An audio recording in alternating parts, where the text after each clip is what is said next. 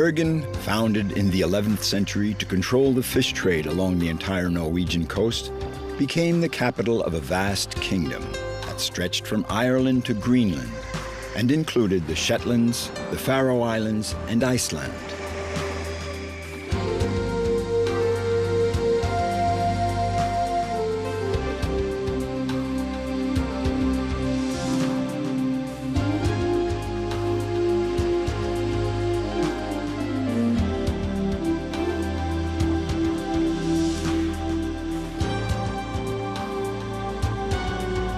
In 1350, the city came under German domination.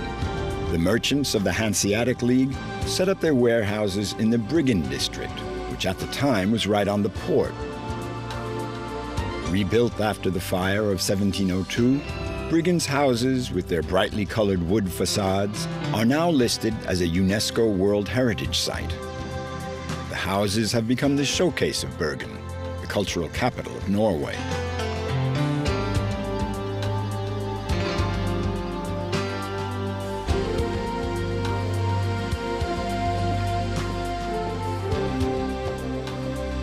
Gateway to the fjords, Bergen is undoubtedly the city that best represents the ties forged over the centuries between this country and the sea. A unique fact in maritime history, the ships of the Hurtigruten Company have been providing passenger and cargo service along the Norwegian coastline continuously, 365 days a year, since 1893.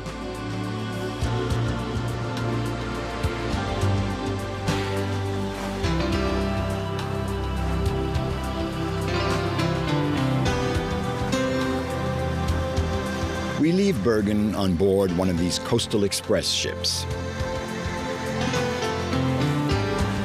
Our voyage will take us to Kirkenes, 2,500 kilometers north on the Russian border. Sailing along the coast, in and out of the most secret fjords, we are about to discover Norway, viewed from the sea.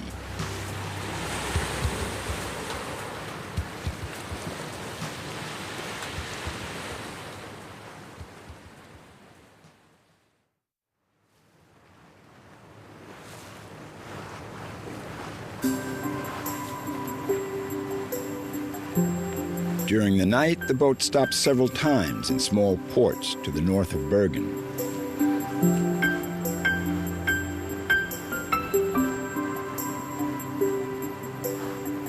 We're headed for our first destination, Alesund.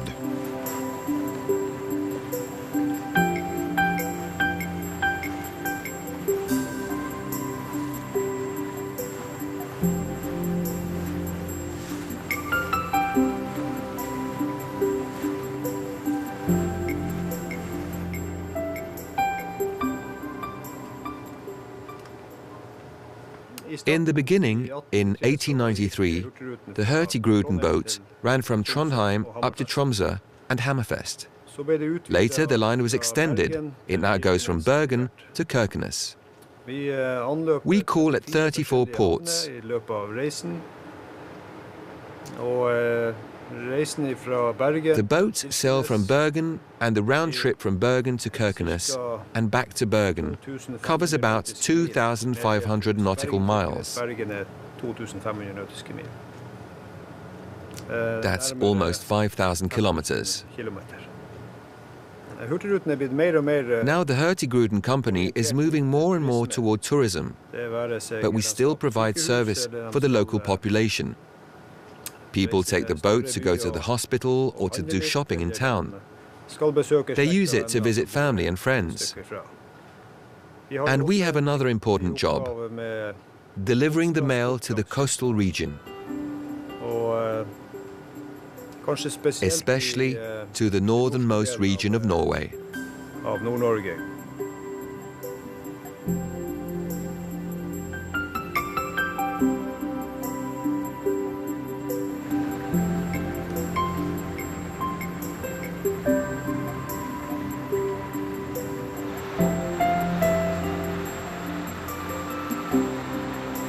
The road from Bergen to Alesund is long and interrupted by fjords that have to be crossed by ferries.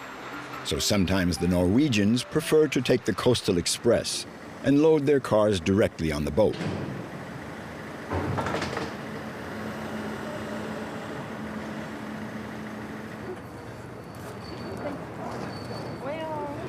The passengers, who are mostly tourists, have a few hours stopover to visit the lovely town of Alesund.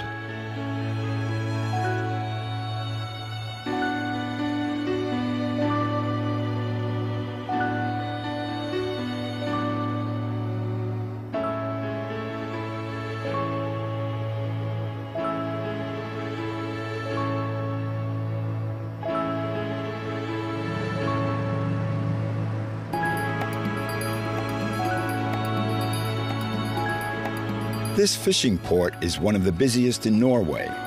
From here, trawlers sail up to the north to the Barents Sea, and sometimes as far as Greenland. But what gives the town its charm is its architecture. In the old days, as everywhere in Norway, houses and warehouses were built of wood. In 1904, a huge fire ravaged the city. Harald, who has a passion for his city's history, tells us what happened after that. The Art Nouveau style spread through Europe from around 1895 to 1910. That was the richest period for Art Nouveau. And right in the middle of that period, Alesund burned down. 50 architects descended on the city to work on its reconstruction. They had been trained in Germany, Scotland, England, France, in Belgium, etc. They came with their ideas and put them into practice here. That's what explains this particular style of Art Nouveau.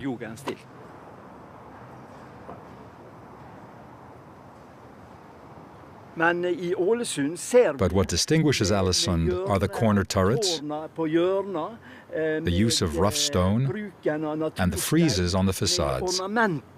And what is exceptional is the uniformity of style in entire districts. There are many European cities with much more beautiful buildings, but what's remarkable here is that there are so many of them.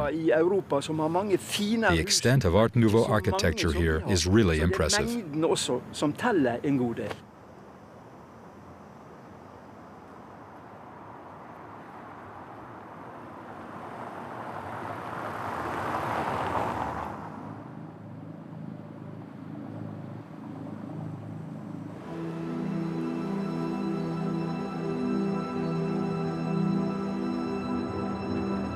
The passengers are back on board.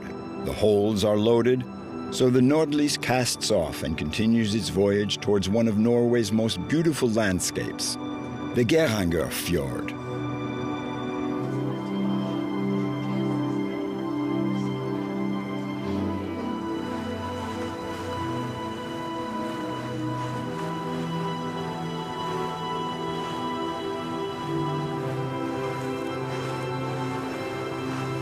We sail up the fjord for several hours, traveling more than 100 kilometers inland.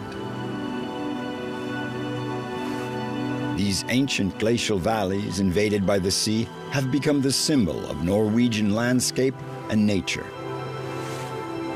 The Geirangerfjord, with its 7 sisters, the most famous of the many waterfalls that cascade down from the mountain peaks, is one of Norway's most frequently visited sites.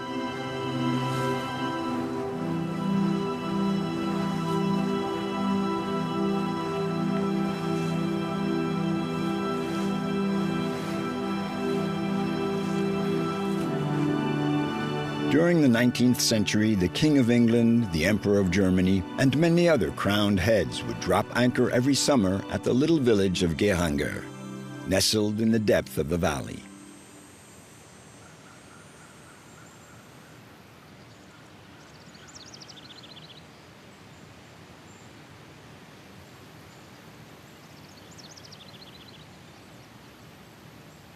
What you see here all around us is protected landscape areas. So that means that it is not allowed to do any huge buildings or new development in the protected landscape area. And that gives us a belief that we can preserve our nature values also for future generation. But at the same time, we also need development. We do not want to be a historical museum or just to preserve it in the way we have today. We need development. We need also to create new working places, to create new industries and businesses. So we need to look upon how can we do that with taking care of our World Heritage Site. When tourism started for over 100 years ago, there were only farmers here, and the farmers were quite poor as well. And when the first cruise ship or first cruise liner came into the fjord, the farmers discovered that they could earn money on the tourists or the visitors coming in. So they started actually with transporting the tourism up the mountains to show them the view and to show them the beautiful nature landscape. And it started with horses and it continued with old automobiles, veteran automobiles. And today we have buses transporting tourism in the same way, really, showing visitors tourism the spectacular nature landscapes which the glaciers has created here in Norway.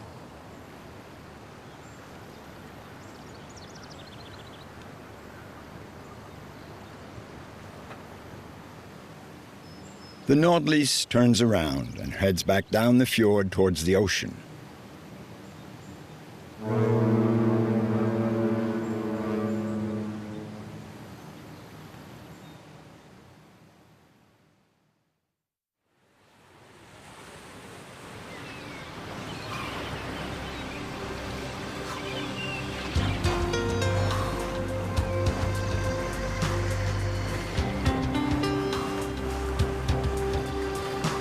Through the night, we continue north toward Trondheim, a town protected from the ocean's swell by the many islands stretching along the coast.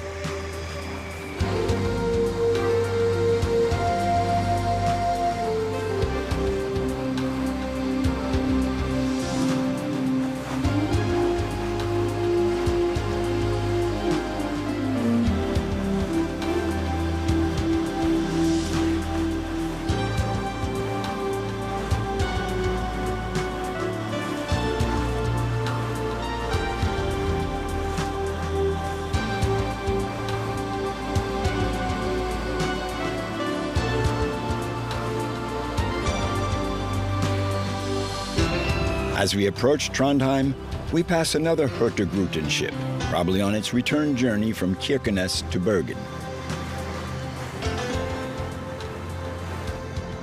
United Norway's first capital, Trondheim, was for a long time the port of departure for the Viking expeditions to the lands of the far north.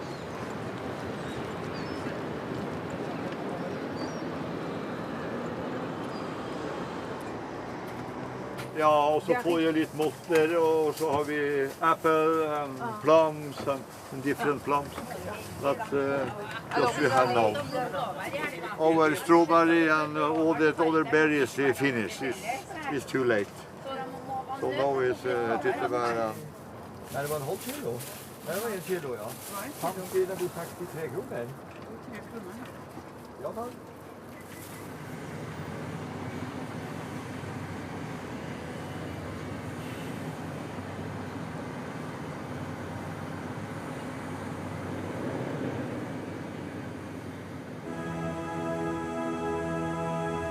Trondheim is the religious capital of Norway. The huge Gothic cathedral of Nidaros, which was also the town's name in the Middle Ages, is a reminder that in those days, the jurisdiction of the archbishopric extended as far as Iceland and Greenland.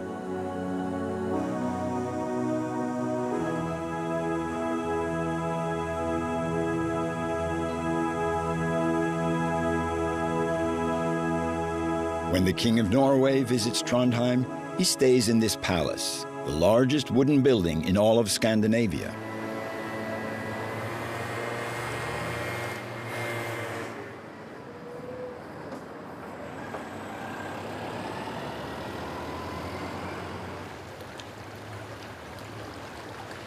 The colorful warehouses that line the river are, with those of Bergen, a prime example of wooden architecture. Fire, water, frost are so many enemies that those trying to preserve these buildings have to fight.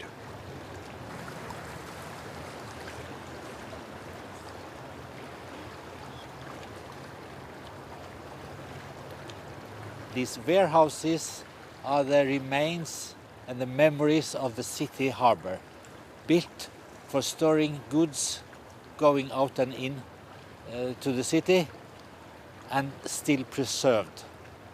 Several dozens of them, I think 3 dozens of the real old ones from the 1700s and early 1800s, built mostly in timber. That's this tight construction of log wood, very special for Norwegian architecture.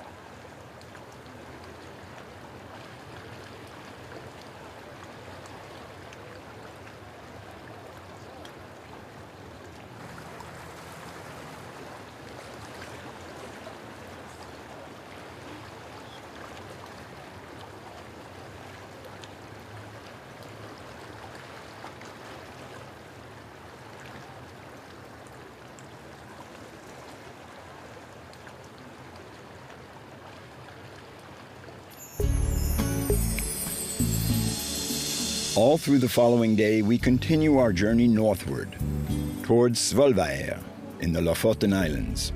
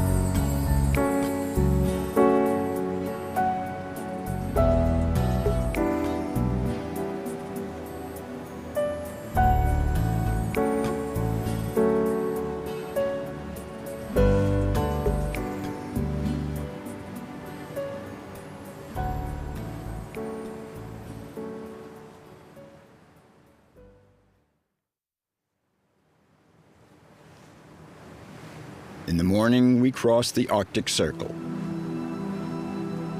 66 degrees, 33 minutes, north latitude.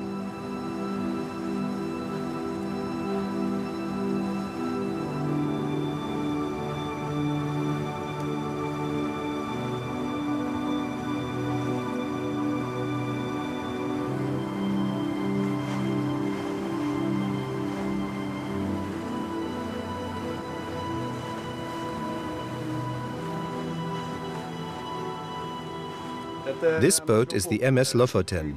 It was built in an Oslo shipyard in 1964. It's the only traditional boat left.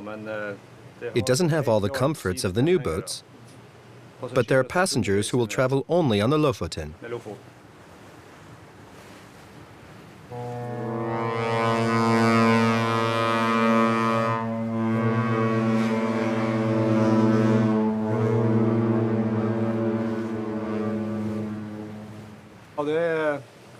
Whenever we pass another company boat going in the opposite direction, we always greet each other like that.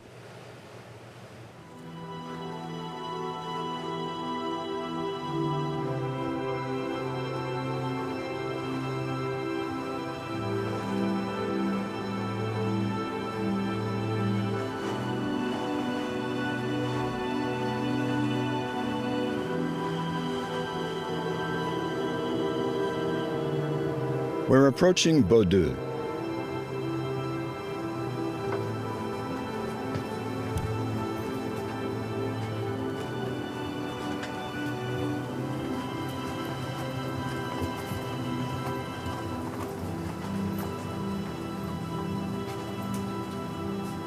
Over.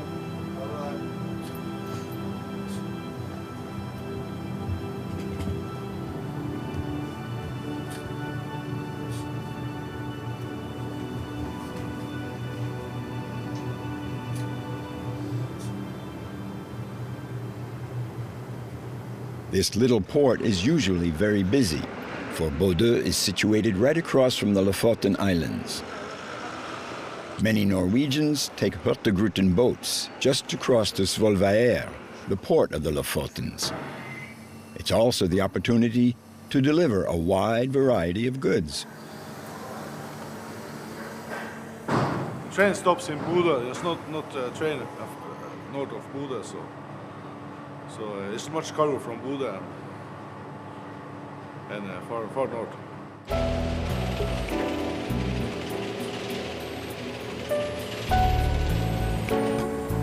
Since leaving Bergen, we've made about 15 stops.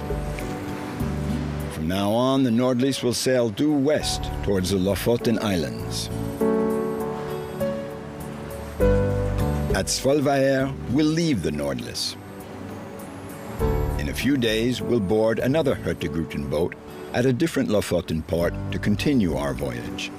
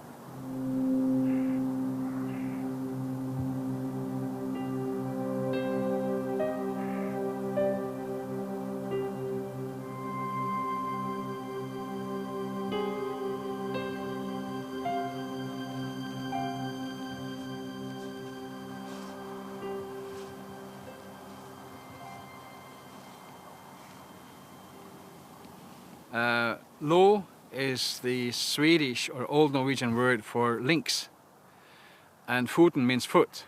So if you look on the map, it looks like a lynx foot going out in the ocean. But lo also means the wind shade, like lee and low. So it could be the foot that protects the fishermen from the bad weather from the ocean. But we really don't know what Lofoten means.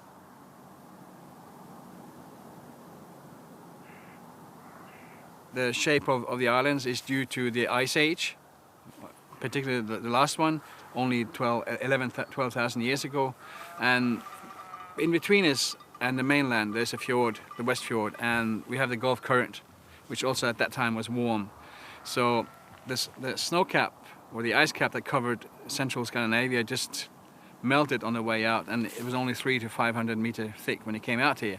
And through that, we have the nice rounded valleys you see in the back here, and the peak sticking out of the ice, which was Nunatak. And that is how Lofoten is like it is today. And it's actually just like a chop off of the Alps and drop them into the ocean. That is Lofoten.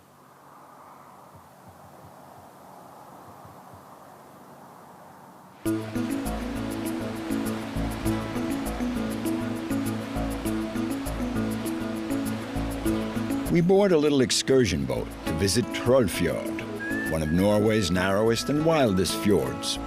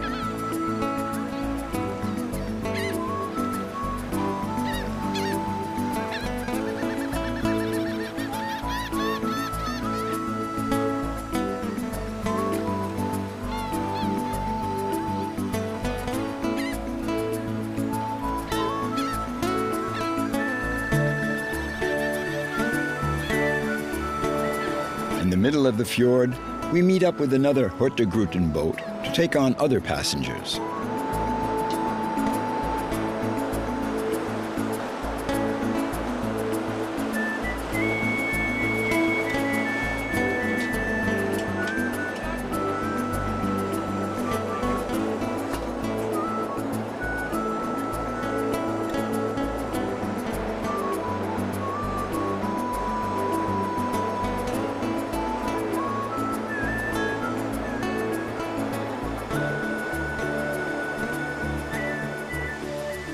Later in the day, we take part in a rather surprising fishing party.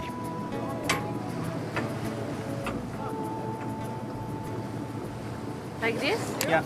Then it's very important that you have your thumb on the line, Yeah. otherwise it goes down too fast. Yes. On the way down, you stop the pole, the line here, move the pole up and down. If you don't catch anything, you let it down a little bit more. Move the pole, and I have already a fish, so you just have to take it out. Here you are.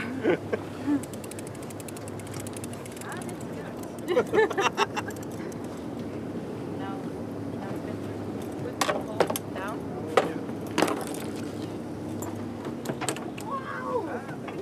Put the break on. We need fish for the sea eagles later on. We're gonna feed the sea eagles with the fish we catch.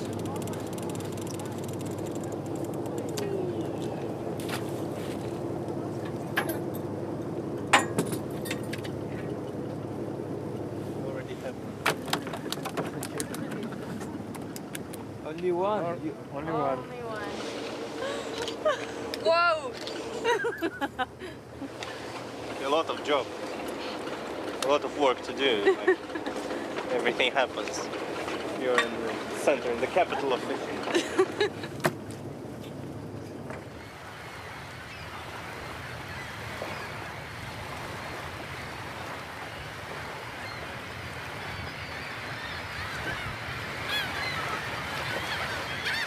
We are soon surrounded by a flock of gulls. They're apparently used to coming around for a handout. It's actually very hard to get them when they have the kids. They are busy, and like in the summertime there was a lot of fish in the sea and they hunt for themselves. They should do. They are wild and they should be wild. But we look skyward to catch sight of the first raptors.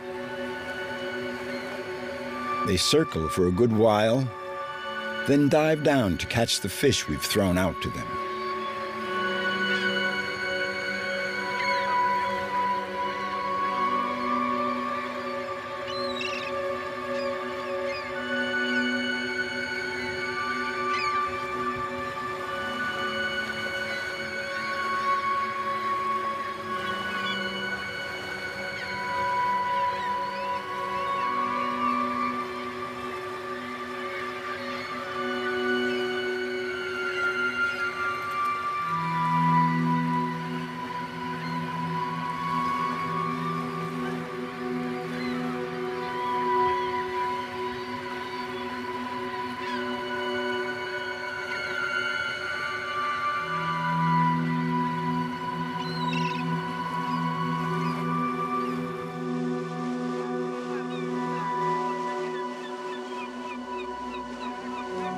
We leave the Trollfjord just in time to see the sun setting on the Lofotens.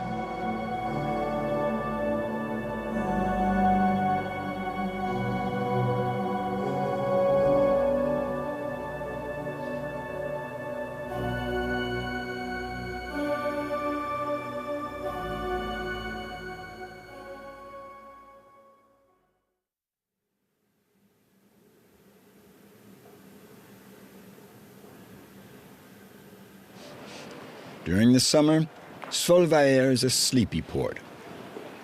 But in winter, thousands of trawlers come from all over Norway to fish for skrei, a type of cod that comes to the warm waters of the Lofotens to reproduce. So until next season, the few factories still operating finish off processing the stockfish, dried cod.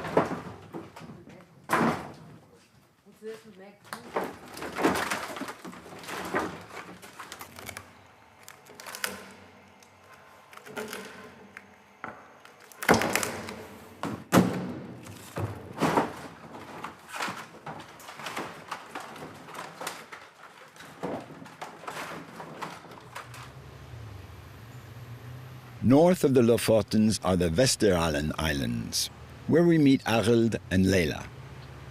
They are Samis, once known as Lapps, and they've chosen to return to the land of their ancestors.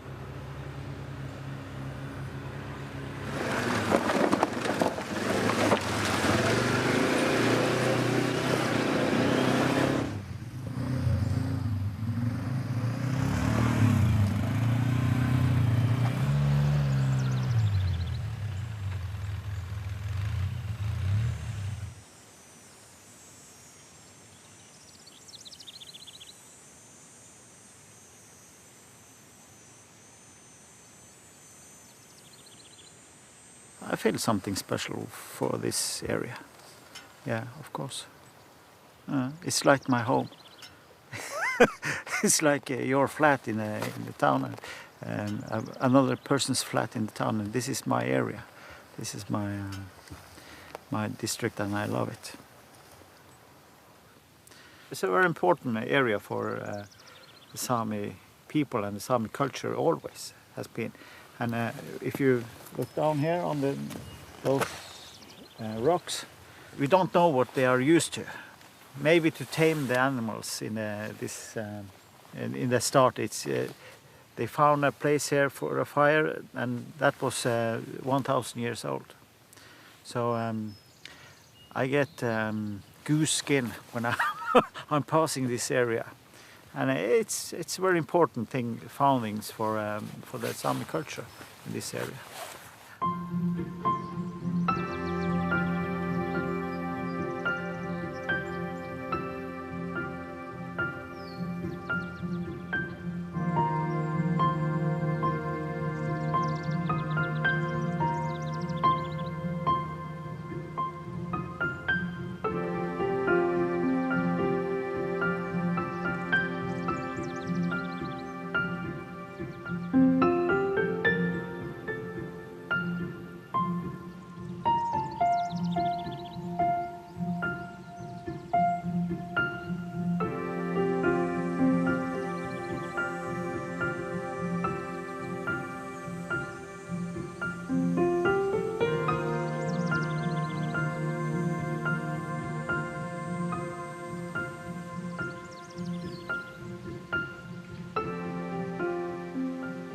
Sami way of life is parted in 8 different parts of the years.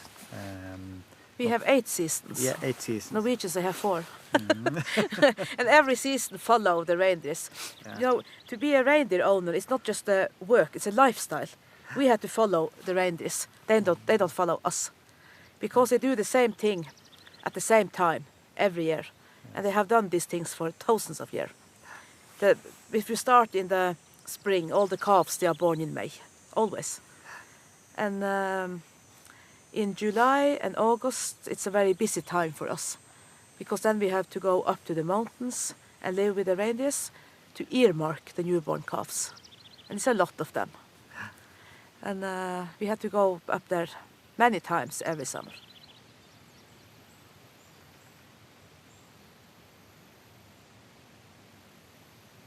We are very privileged to live this way. We are also very, very proud of the way we are taking care of the nature.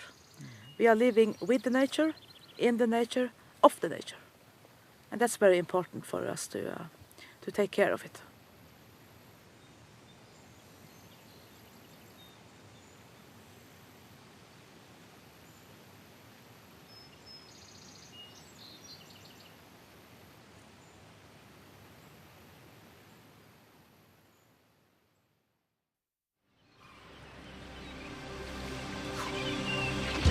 At Harstad, we board our new boat, the Trollfjord, to continue our journey towards Tromso, the capital of the north.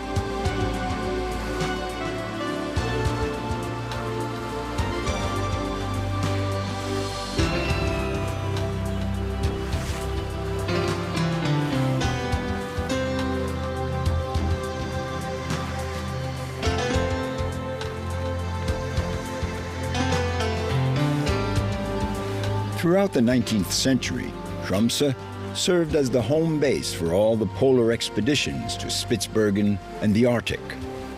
Those days are, of course, a thing of the past, but the adventures of the great explorers like Amundsen and Nansen are still very present in the Norwegian memory. During the stopover, passengers can visit the Polar Museum, and younger passengers who may be less interested in history can go to Polaria to watch the sea lions at play.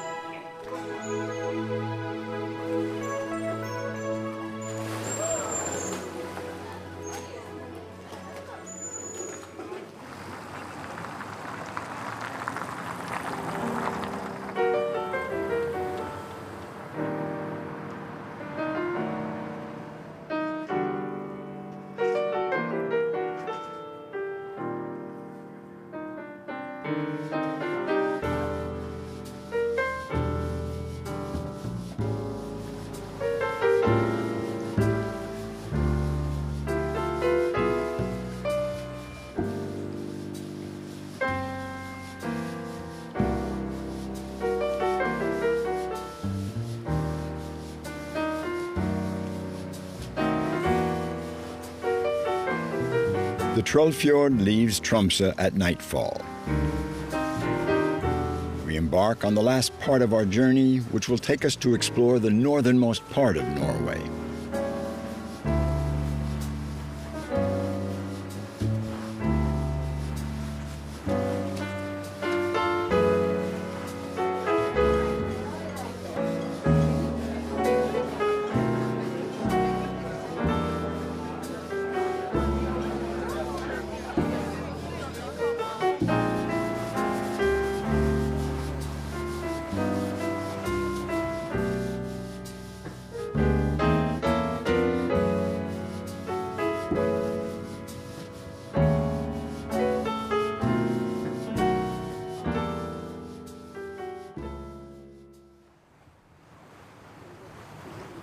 For many passengers, the stopover in Honningsvåg is one of the highlights of the trip, as it is the gateway to North Cape.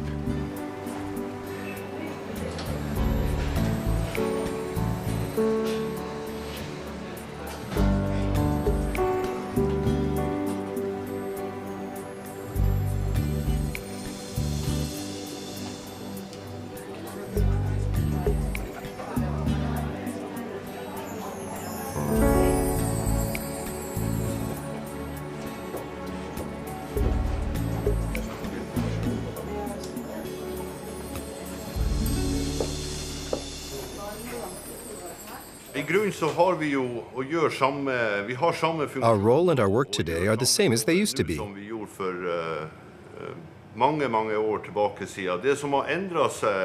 What's different is that before, Hurtigruten transported almost everything, fish and sea produce from northern Norway to the south, especially to Trondheim and Bergen.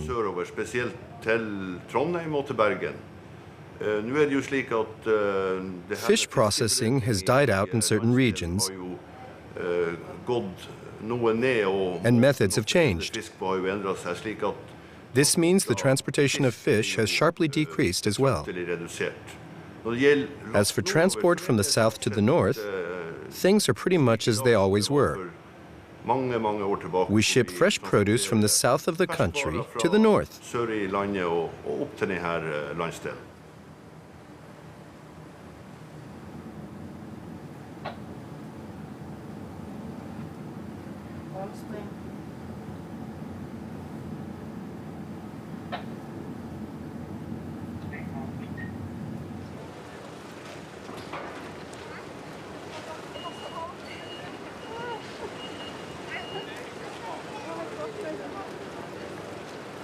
I think almost everybody go to North Cape directly because It's the main attraction here. Everybody wants to see the northernmost point in Europe.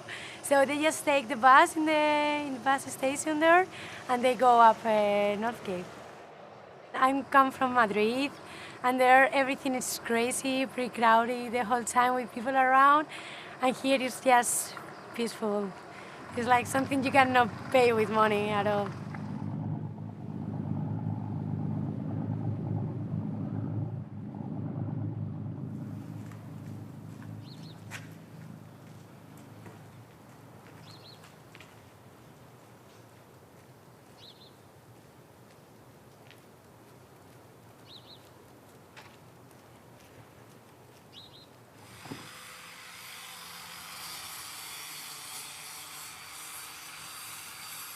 Ten years ago, there were 6,000 people here. Most of them earned their living in the fishing industry. Today, there are only 3,000 of us, and a mere 100 live from fishing. So there are fewer and fewer of us. We're getting older, and the young people don't take up fishing. I live in Honningsvåg. It's heaven on earth. Life is wonderful here.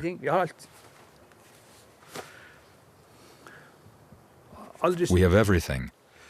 I'm never sick, I never have a toothache, and I'll soon be 70 years old.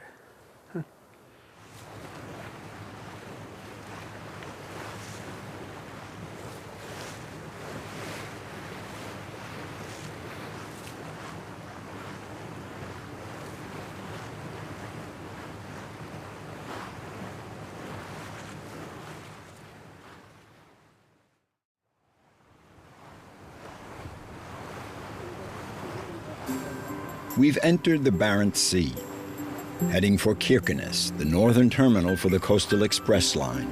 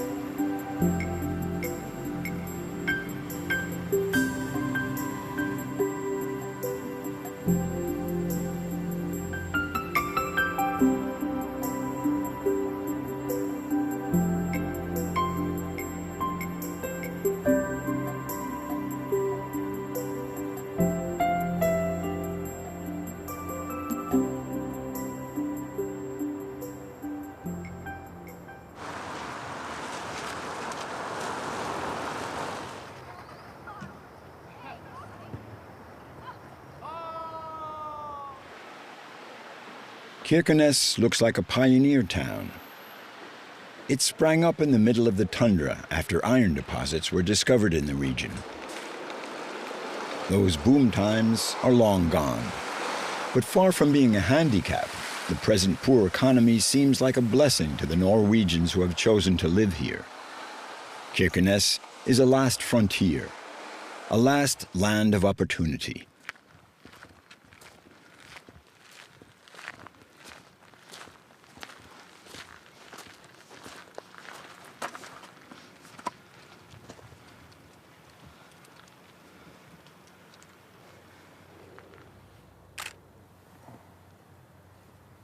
This is the statue showing the Red Army soldier who liberated this area in 1944, October. And this was the first free part of Europe in the World War II. And as you can see, he is standing on with his foot on a lump. And that lump used to be an eagle, and the eagle was representing the defeated Nazi Germany. So it's quite different than it was meant to be.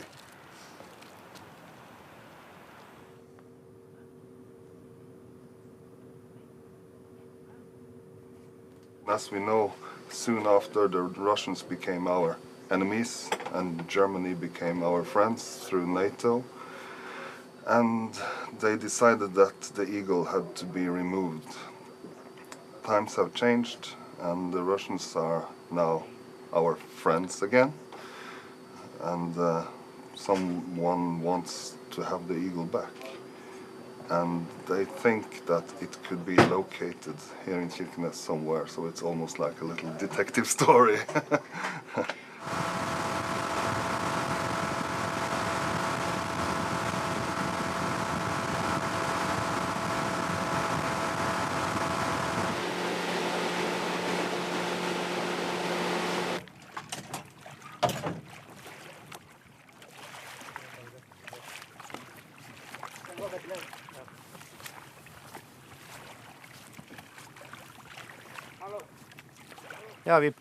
We come here every weekend. In summer, we fish some. In fall, we gather berries and we hunt.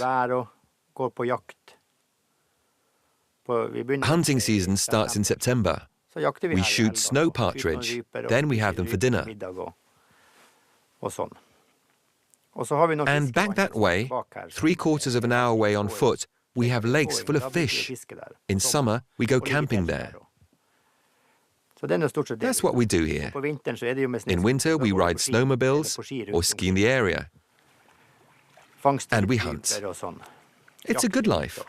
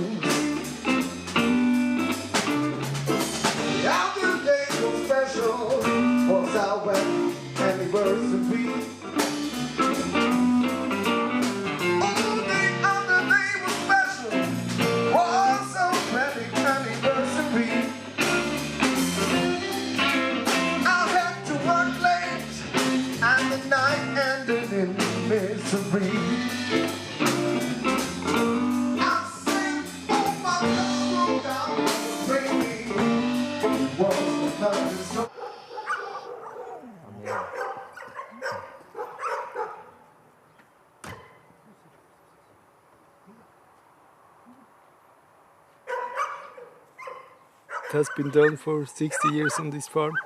Yes. My father built this farm after the Second World War. Now I have 22 and I'm gonna buy some more cows, and for next year I have 25 to 27.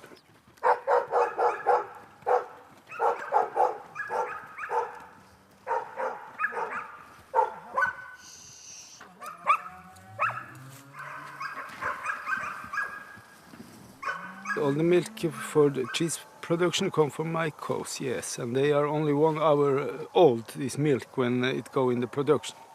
So it's a fantastic production, yes.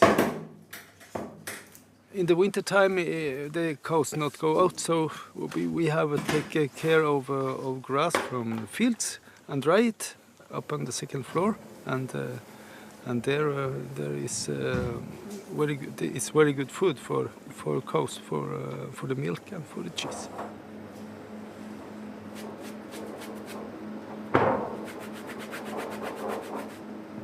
We have so much light in the summertime. We have sun all day and all night, normally. Yes, and we load our batteries in that time, and yes, of course, and use of it in November and December and January. Yes.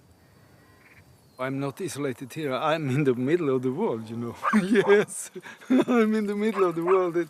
It's for our town. It's only 40 minutes by car. Yes, and what else? To the airport is 40 minutes, and it's another two hours to Oslo, and the other end of Norway. It goes plane direct from here to Oslo, and then I'm 3-4 hours from Paris, I believe. It's in the middle of the world. Yes, no problem.